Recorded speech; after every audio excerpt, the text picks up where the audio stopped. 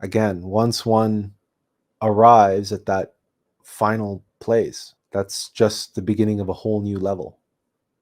And where your meditation can go from there, only you can discover, only you can know for yourself.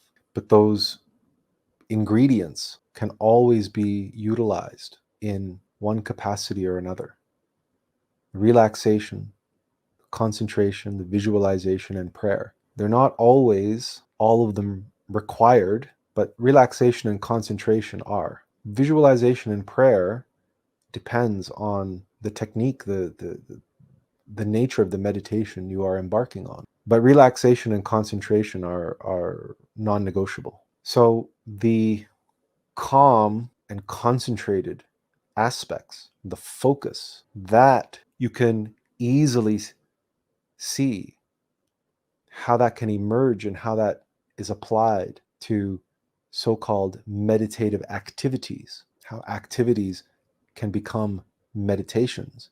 But to be able to sustain this state for 24 hours in the face of, as we said, all sorts of conflicts and circumstances and situations, well, maybe that is the long-term goal.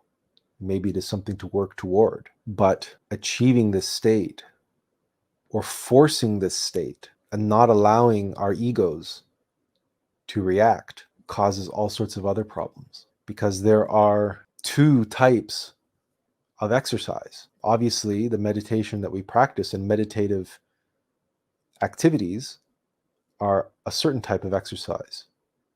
It's like training. But then another practice, another exercise, the self-observation and self-remembering. We have to be able to witness our egos reacting, tempting us. We have to be able to see that. Otherwise, we have no material, we have no evidence with which to use in the other type of meditation that we showed you last week. We must protect ourselves from mystic pride and a sense of false piety. There are many people who go through life feigning enlightenment and feigning perfection and feigning mastery, because for whatever reason, in whatever way, they use meditation or some faux-like meditation technique to be able to remain calm and in control. But that doesn't mean that they have eliminated all their egos. It doesn't mean that they've become free of their personality. It doesn't mean that they've incarnated the Christ, because for that to be true, they would have to be resurrected masters. But there's plenty of people going around pretending like they are, or the equivalent of. And the problem with that, of course, is that they are not just kidding themselves, they're fooling others. They're deceiving others through their own mystic pride or their own conscious deception. Or they're creating of themselves a bona fide Hasnamusin or an awakened demon. Because so long as we have the egos inside of us, in our subconscious mind, just because they don't come to the surface, that's called repression. It doesn't mean that we are free of our egos, because we can outwardly maintain our composure. The black magicians and politicians are very good at this. The elites practice this, how to control their emotions, how to maintain self-control when they're in public. And of course, when they're in private, they let it go. They let down their guard. When they finally can relax, the mask comes off, and all of a sudden, all their hedonistic desires and everything else are released. All their suppressed anger and frustration and fear and need to control comes out of them in their private life, which is why they're so secretive and why they have their various different secret activities that they do involving all sorts of debauchery and hedonism and degeneration. But when they're in public, they can put on airs as if they're absolute masters of their emotions, that they're stoic masters.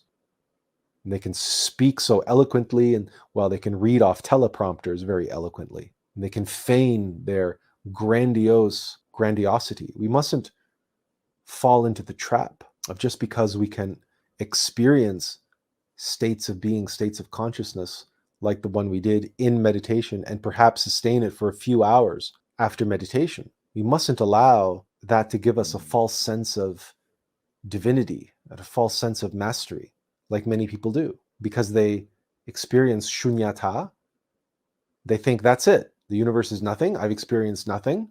I can experience that. I can be that.